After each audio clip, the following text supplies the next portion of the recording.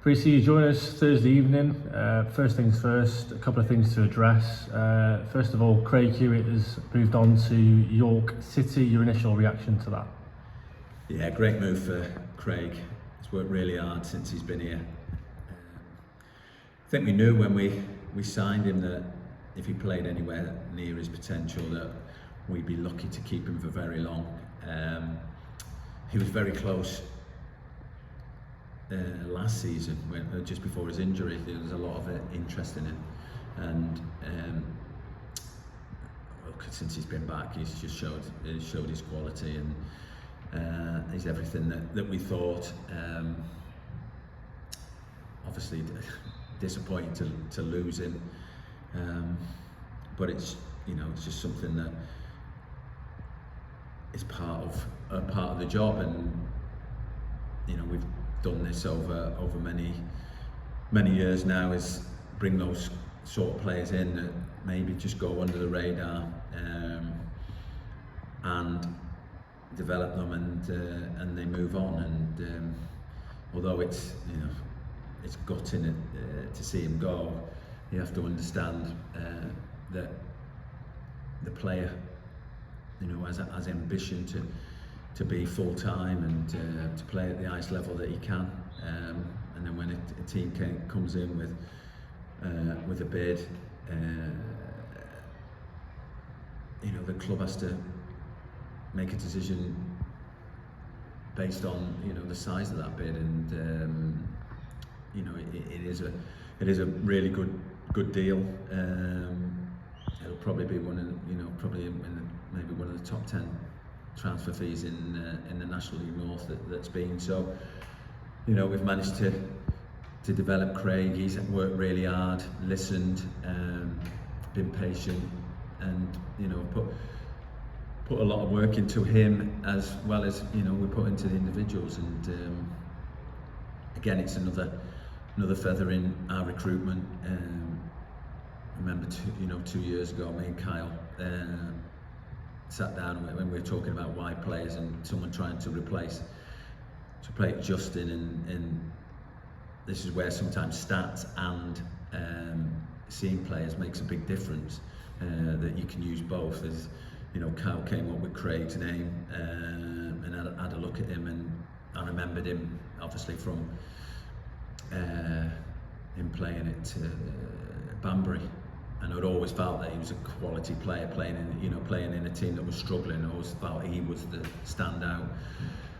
And we chased him from there, and it was a lot of hard work to get Craig. We had to really sell the football club, because he's a player that wants to play at the highest level, and he's got ambition. And he turned down a deal at Colchester because it was only going to be with the 21s to come and play for us. And now he's got his reward. We've developed another player and managed to bring more revenue in. The hardest thing now is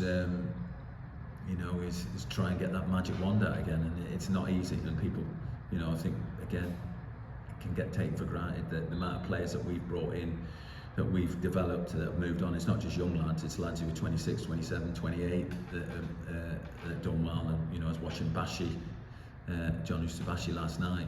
He's the player that was in his mid to late 20s, and we got the best out of him, and he's moved on. So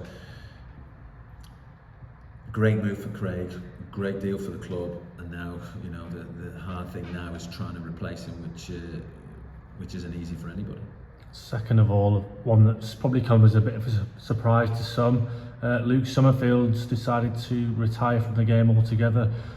You've spoken to him. What can you tell us about Luke as well? Yeah, look, to be fair, he spoke to me 2 or 3 weeks ago, and said that he'd been working at Man United, helping out, doing the kit. There was a possibility he might get a full-time job.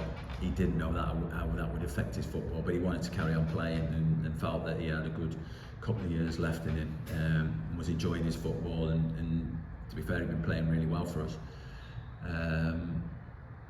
And then he's got offered that opportunity. Now it's been a real tough decision for him, and you can tell in his face how gutted he is that he is, you know, hanging his boots up, because he's had a brilliant career, but he's still playing really well, and enjoying his football. You know, that's the big thing. He's been enjoying himself with us, and I get the decision. You know, we've talked about it. He's talked to me about it, and you know, you've just had your first child. He hasn't got a lot of family around him. He's going to take on a full-time job. It's going to be very difficult for him to train. He's got United are going to be away, and United are going to be on, you know, playing away in Europe, and you know, and he's just not going to get any chance to play. And he's got to think about his long-term future. He's got a family to think about now, and you know, he can be proud of his career. And what a great role model to all these lads here, and how you look after yourself, how you conduct yourself. I'm just pleased that I've had the opportunity to work with him. Such a great person, not just a great player, just a great person, and yeah, he's kept me informed with it, and you know, he's almost apologising to me, you know, that he's having to hang up his boots. But look, anybody, you know, who's got a young family and who's coming towards the end of their career, you get an opportunity to get a job at Man United doing something close to what you love doing, that could last for years and years. He's had to do that for himself and for his family. So wish him all the best. I know he's going to come in and see the lads, because like I say, he's really enjoyed it here, and we're going to miss him. Just finally then, looking ahead to the weekend, a tough test. We discussed it on Tuesday night, didn't we, after the game against Alfreton. Radcliffe absolutely flying at the moment, but we go there with no fear. Look, they're doing really well. They're the ones who are sort of flying the flag for the part-time teams. Pretty much what we've done for the last 3 years, and wasn't unexpected. You know, I know. We do have fairly long chats with them after games and stuff. So I knew how it was hurting them last year. When they didn't have the best of starts, but they know what they're doing. They know what they're doing in this league, and they put a really strong squad together. You look at the quality and the depth in their squad now. It didn't surprise me, and he was one of 2 or 3 teams that I felt that could be up there and challenging. So there's no surprise. They're still doing well, because there's still a lot of full-time teams in this league that they're above, and credit to the job they're doing. And it won't be easy, when you go and play against those two, that it's always going to be a battle. It's always going to be tough, and it's something that that we enjoy, and enjoy the challenge. Got massive respect for them, and we're going to have to roll our sleeves up and be strong, be organised, be competitive. We need a little bit of luck, but if it turns just a little bit, then there's no reason why we can't go and get a result. So yeah, one that we look forward to, and you never know.